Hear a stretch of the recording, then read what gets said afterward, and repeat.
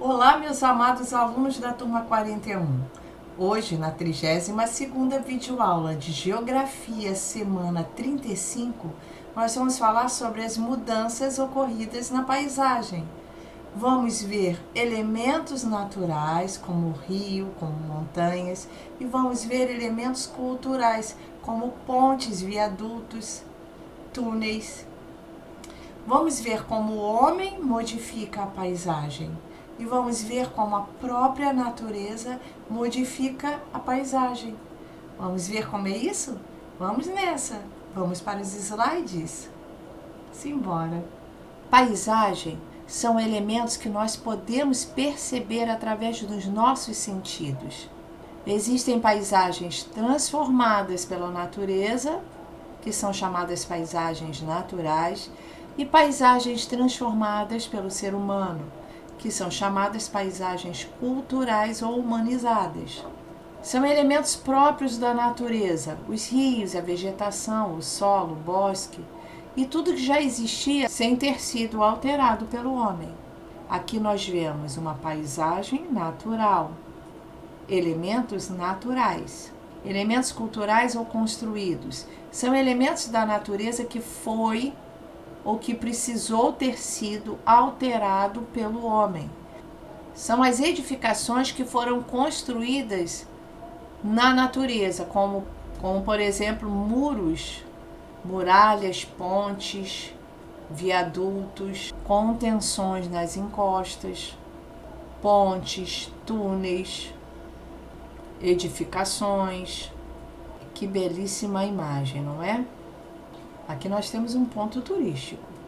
A ação humana na paisagem. As transformações sociais e culturais acontecem rapidamente e radicalmente. Geralmente, os elementos da natureza que levaram milhares ou até milhões de anos para se formarem desaparecem ou se transformam em poucos minutos. Obviamente, através da ação humana. O homem constrói prédios, casas, pontes, viadutos, túneis, fábricas, estradas de ferro, avenidas, praças, aterros, polui os rios, constrói canais de irrigação, represas, usinas hidrelétricas, termoelétricas, nucleares, derruba árvores, faz replantio, entre outras coisas que atendam aos seus interesses. Nós temos aqui a imagem de uma represa. O homem derrubando árvores. As consequências da ação humana. Existem paisagens que revelam as transformações realizadas pelo ser humano através do prejuízo ambiental, deixados na fauna e na flora da região local, como por exemplo a derrubada das árvores, as queimadas, a poluição dos rios, com a mortandade das espécies marinhas, mudança do curso de um rio, entre outras ações humanas catastróficas. Que lindo o nosso Rio de Janeiro, não é? Que feio a poluição. Essa imagem que era para ser uma imagem linda, podemos observar todo o lixo nessas águas. Uma vergonha. O que era para ser um cartão postal do Rio de Janeiro passa a ser uma prova de como o homem está destruindo a natureza. Na paisagem também vemos a ação da natureza, a ação natural. São transformações que ocorrem naturalmente, geralmente em um ritmo bem mais lento.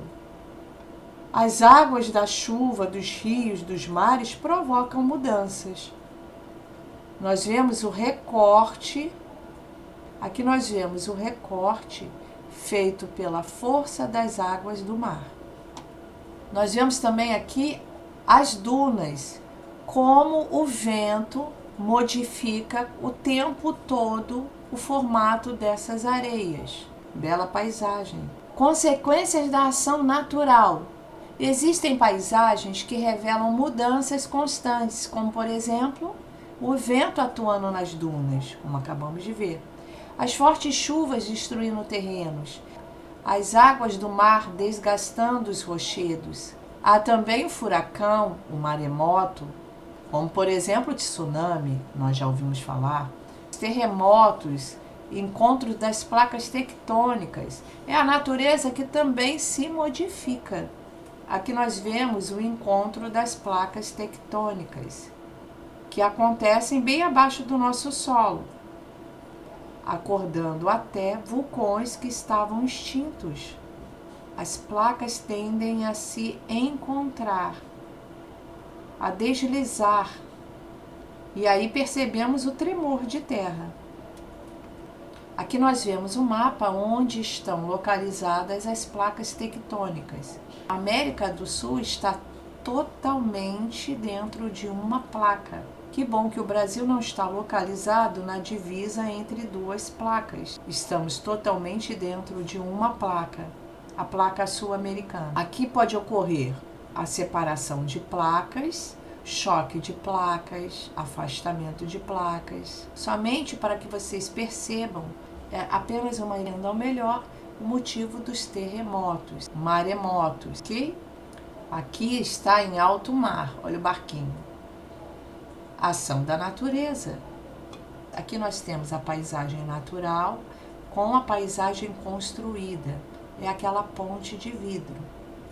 Nós podemos perfeitamente conviver com os dois tipos de paisagem, com elementos naturais e elementos construídos. Elementos naturais, elementos construídos. Elementos construídos, elementos naturais. Que bela paisagem. Conclusão: essas duas paisagens não necessariamente se opõem. Elas são observadas muitas das vezes dividindo o mesmo espaço. Isso significa que, dependendo dos tipos de paisagens e das ações nelas praticadas, é possível a harmonia entre ambas as formas de transformação no espaço. Ok, meus amores? Dá pra gente conviver perfeitamente.